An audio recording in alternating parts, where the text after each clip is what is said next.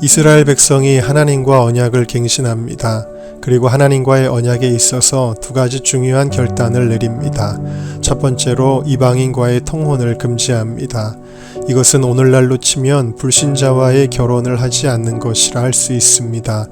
불신자와 결혼해서 결국 예수님을 믿게 하는 사례들을 부정하는 것이 아닙니다.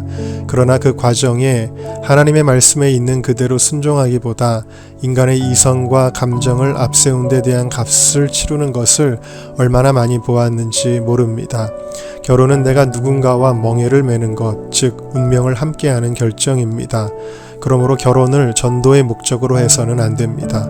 마치 신앙의 성장을 위해 믿음이 연약한 사람에게 직분을 주는 것이 바람직하지 않은 것과 같습니다. 이스라엘 백성들은 이방인들과 절교했다고 합니다.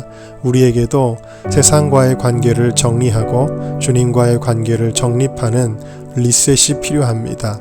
두 번째로 안식 계명의 결단이었습니다. 느헤미야는 안식일에 장사하지 말 뿐만 아니라 이방 거주민들이 파는 물건을 사지도 말라고 했습니다. 내가 일하지 않는다고 안식일을 다 지키는 것이 아닙니다. 불신자들이 파는 물건을 살 때 우리는 그들로 하여금 안식일에 일하도록 조장하는 것입니다.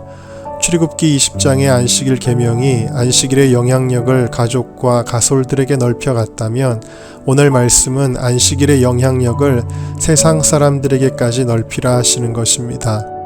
안식년에도 땅을 쉬게 하고 빚을 탕감하라고 하십니다.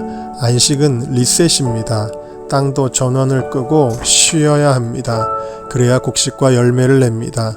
하물며 인간일까요? 쉬지 않고 일하는 성도들을 보면 너무나 안타깝습니다. 하나님이 쉬라고 명하신 날 일하는 이들은 중요한 이익을 놓치지 않는 것처럼 보일지 모르지만 몸에도 골병이 들고 하는 일에도 기쁨이 없습니다. 결국 지나고 보면 손해가 더 클 뿐입니다. 이 시기만 지나면 순종하리라 하지만 결국 10년이 지나도 다람쥐 쳇바퀴 돌게 되어 있습니다. 어느 날 성도님들에게 물었습니다. 교회에서 예배하는 시간이 좋으신가요? 아니면 직장에서 일하시는 시간이 좋으신가요? 모두가 다 교회고 예배라고 답합니다. 주님 안에 거할 때 힘과 용기를 얻고 있다 말합니다. 그런데 왜 사람들은 힘들고 어렵고 바쁠 때 가장 먼저 안식일을 양보해 버릴까요? 내게 가장 힘이 된다는 시간을 먼저 포기해 버릴까요? 안식은 우리에게 생명이고 축복입니다. 안식이라는 리셋을 통해 인생의 리셋을 이루시길 축복합니다.